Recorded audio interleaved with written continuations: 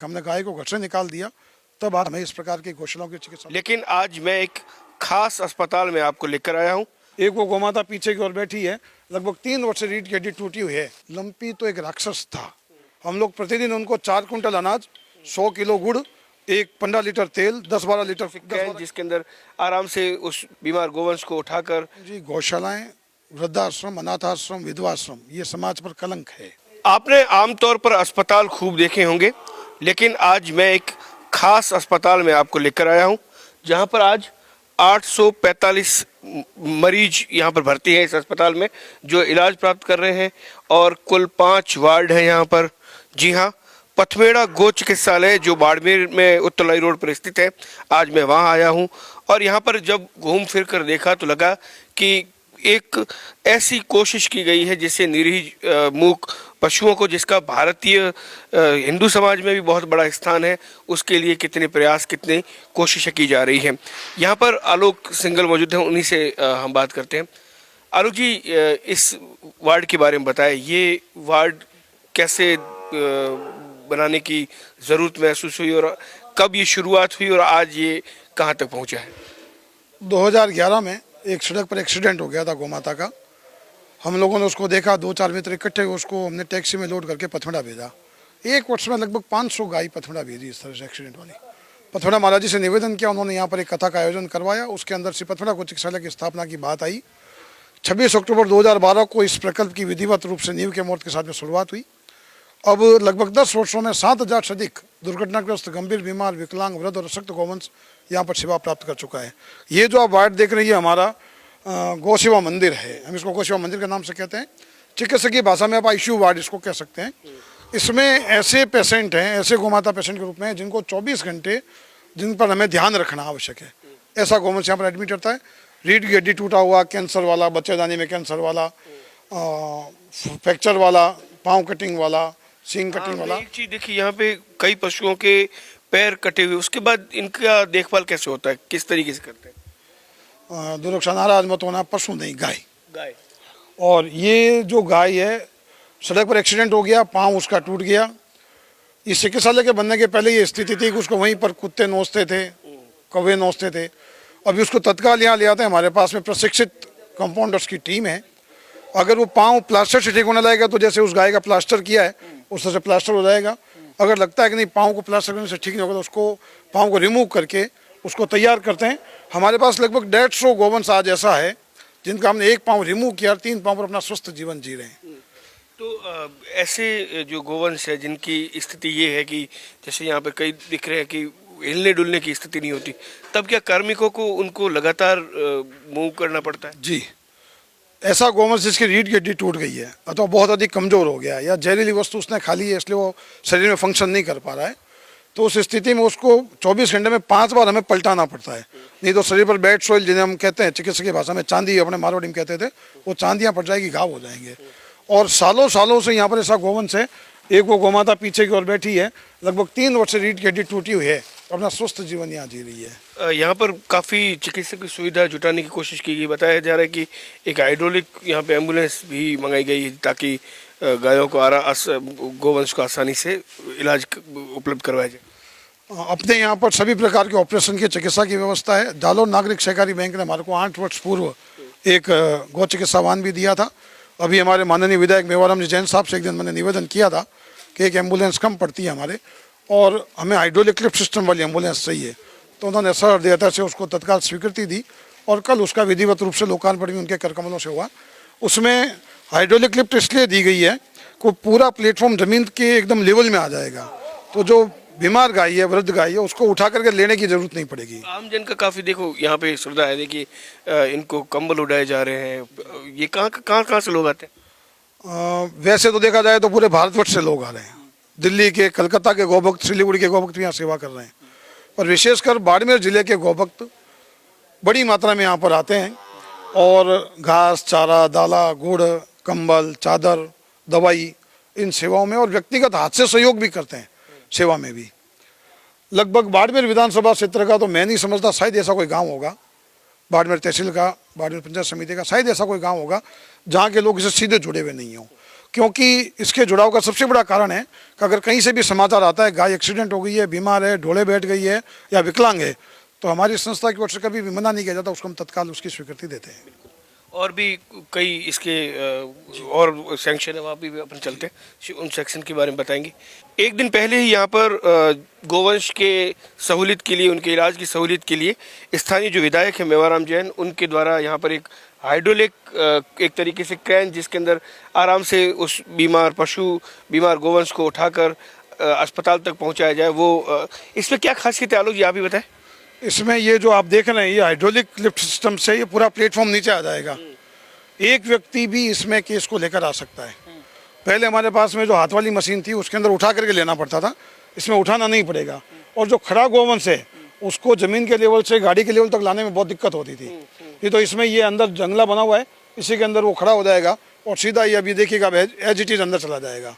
तो जो बीमार एक्सीडेंट वाली गाय है उसको ट्रांसमिट करने में उसको कम से कम तकलीफ होगी, ये इसकी विशेष सुविधा रहेगी। इसके आने के बाद आपको ये उम्मीद जगी है कि और ज़्यादा सेवा गोवंश की हो पाएगी? बिल्कुल, हम जितनी पहले कर पा रहे थे उसमें गाय को यहाँ तक लाने में थोड़ी गाय को परेशानी होती थी, उन गाय की उन परेशानियों के अंदर खूब अनुकूलता बनाएगी इससे। बिल्कुल, ये देखिए पूरा धरातल तक ये नीचे तक जाती है और आराम से गोवंश को इसके अंदर जो बीमार है या दुर्घटनाग्रस्त है उसको यहाँ लाया जा सकता है। जी बिल्कुल, अगर जो गोवंश खड़ा नहीं हो पा रहा उसको साइड से अंदर ले लेंगे और गोवंश खड़ा हो सकता है तो ये बंद रहेगा, इधर से सामने उसको चला करके अंदर ले लेंगे, फिर ये बंद हो जाएगी और एज इट इज अंदर चली जाएगी। चलिए अब जो गोवंश का किचन है वहाँ की तरफ चलते हैं। इससे पहले हमने गोवंश के लिए जो आईसीयू बनाया गया था धन्वंतरी, वो उसको देखा।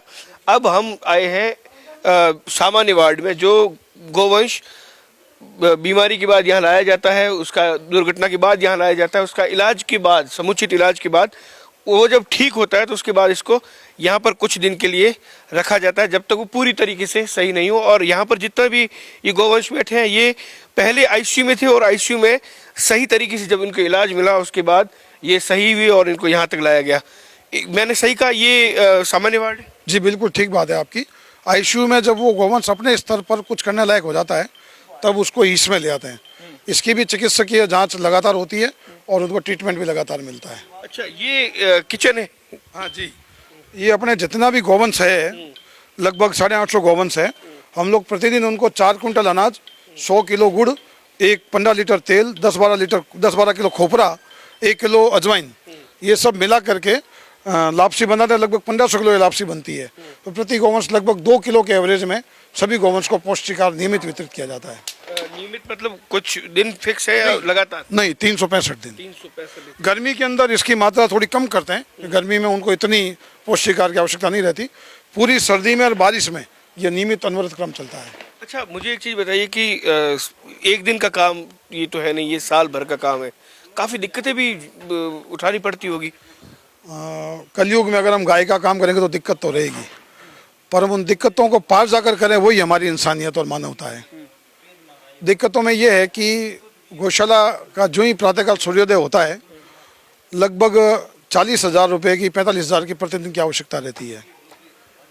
राजस्थान सरकार द्वारा 6 माह का अनुदान पिछले वर्ष दिया गया था, इस वर्ष 9 माह किया जा रहा है। 40 रुपये बड़ी गाय का, 20 रुपये छोटी गाय का, उससे लगभग हमारी कुल आवश्यकताओं का 40% उससे पूरा हो जाता है। और 60% जो है वो आम जनता और बिल्कुल आम जनता खूब सहयोग कर रही है। बाड़मेर, जैसलमेर जिलों के मैं सभी गौभक्तों का, पूरे देश से भी और भी गौभक्त जुड़े, उन सभी का मैं पूरे इस गौ चिकित्सालय परिवार की ओर से भी आभार व्यक्त करता हूँ कि वो सब लोग यहाँ पर आते हैं, चारा, दाला, गुड़, दवाई और हाथ से सेवा भी करते हैं। जितनी हमारे कल्पनाएं और सोच है उतना हम नहीं कर पा रहे हैं। अच्छा, मुझे एक चीज़ बताइए आलोक जी कि ज़्यादातर जो गोवंश है वो या तो सड़क पर दुर्घटना का शिकार होके आता है या फिर नंदी बैल जो जिसको वो यहाँ पर पहुँचते हैं। क्या लगता है आपको कि समाज का तबका जो है वो गाय के प्रति थोड़ा सा ऐसा लगता है कि उनका वैचारिक जो चीज़ें बदल गई है? दुर्ग सिंह जी, गौशालाएं, वृद्धाश्रम, अनाथाश्रम, विधवाश्रम, ये समाज पर कलंक है। हम इस गौशाला में खड़े हैं, ये गर्व का विषय भी है कि ऐसी गौशाला चल रही है, पर समाज के लिए कलंक ही है कि हमने गाय को घर से निकाल दिया, तब आज हमें इस प्रकार की गौशालाओं की, चिकित्सालयों की आवश्यकता पड़ी है। समाज की लीनियंसी बढ़ी है, समाज के अंदर गाय के प्रति नकारात्मकता बढ़ी है, पर दोषी शासन भी है। मुर्गी पालन पर, मछली पालन पर, सूअर पालन पर सब्सिडी है। गोपालन पर सब्सिडी राष्ट्रीय स्तर पर कहीं नहीं है। कुछ कुछ सरकारें, जैसे राजस्थान सरकार कर रही है, थोड़ा बहुत गुजरात सरकार कर रही है, थोड़ा बहुत एमपी सरकार की, इस प्रकार कुछ सरकारें कर रही है राज्य स्तर पे। एक केंद्र की ऐसी नीति बने, उसके अंदर राष्ट्रीय स्तर पर गौवंश के संरक्षण संपोषण की योजना बने, और गाय एकमात्र ऐसा प्राणी जिसके श्वास प्रश्वास से भी प्रकृति का संतुलन बनता है, पर्यावरण का संतुलन बनता है। और गोबर गौमूत्र जो धरती की खाद है, धरती का भोजन है, अगर हम इस विषय पर अगर आगे बढ़े सरकारें और समाज, तो मुझे लगता है आने वाले 10 साल बाद में स्वास्थ्य का जो खर्च है वो 0 बजट भी हो सकता है। बीते दिनों की तरफ जाते हैं, लंपी एक बीमारी आई थी, गोवंश उस वक्त कितना परेशान रहा, गो भक्त कितने परेशान रहे, और गौशालाओं में जब आए दिन इस तरीके से गोवंश के शव उठते थे, तब क्या मनोस्थिति थी? लंपी को याद करके हृदय में इतना विषाद होता है। बाड़मेर के आप सभी पत्रकार बंधुओं ने, विशेषकर आपने, प्रेमदानी ने, कुछ बंधुओं ने मिलकर के खूब अच्छी मुहिम चलाई थी। केंद्र सरकार तक को उस पर देखना पड़ा, प्रधानमंत्री मोदी जी को वैक्सीन के लिए कहना पड़ा। इसके लिए तो सबसे पहले मैं पूरे गोपक समाज की ओर से आप पत्रकार बंधुओं का बहुत बहुत आभार और अभिनंदन करना चाहूँगा। पर लंपी कोई बीमारी नहीं थी, लंपी तो एक राक्षस था। जैसे हम कहानी में पढ़ते हैं कि एक राक्षस आया, गांव में लोगों को खा जाता था, ठीक उसी प्रकार का एक राक्षस था जो वेदलक्षणा गौवंश को ही खाता था, और किसी पशु को, किसी प्राणी को उसका कोई बैड इफेक्ट नहीं होता था। ग्वाले जो 24 घंटे सेवा करते थे उनको भी कोई दिक्कत नहीं होती थी। और लंपी के अंदर तो मैं आपके सामने लंपी की स्थिति तो क्या बताऊँ, आपने तो उस पीड़ा को भुगता है और आपने उसको, उसका फिल्मांकन किया, उस पर आपने अपनी आवाज़ दी है। पर लंपी जैसी बीमारी दुश्मन को भी भगवान नहीं देवे, ऐसी बीमारी थी। गौवंश कमज़ोर हो गया और गौवंश का दूध सूख गया। अच्छा, मेरा एक आपसे अंतिम सवाल, क्या मानते हैं आप कि आम जनता किस तरीके से गौवंश संरक्षण में अपनी भूमिका अदा करे? आपकी क्या उम्मीद है समाज से? 3 और 4 विभाग हैं समाज के। सबसे पहले हम शासन की बात करें, शासन गौ हितकारी नीतियां बनाए। अभी राजस्थान सरकार का एक प्रकल्प शुरू होने वाला है, जिसमें उनका कहना है कि हर ग्राम पंचायत पर एक गौशाला बनेगी। उसमें कुछ निर्माण का सहयोग रहेगा और 9 महीने का अनुदान भी रहेगा। लगने में बहुत आसान लगता है, भी 9 महीने अनुदान मिलेगा, गौशाला खोलने। धन्यवाद भी है सरकार का, 9 महीने दे रही है, बहुत बड़ा उनका अभिनंदन और आभार है। पर इसको 12 महीने भी किया जा सकता है। अगर हर ग्राम पंचायत स्तर पर एक एक गौशाला बन जाए जहाँ निराश्रित गौवंश का आश्रय स्थल हो, और 12 महीने सरकार उसको मदद करे, कुछ चारे की और श्रम की मदद गाँव करे, तो गांव में ही देसी खाद उपलब्ध हो जाएगा। गांव में गौवंश निराश्रित नहीं रहेगा, खेत खलियान सुरक्षित रहेंगे। अभी जो एक्सीडेंट के बार बार विषय न्यूज़ वगैरह में आता है, एक्सीडेंट हो गया, बैल ने टक्कर मार दिया, आदमी मर गया, बैल मर गया, गाड़ी क्षतिग्रस्त हो गई, वो सब स्थितियां भी खत्म हो जाएगी।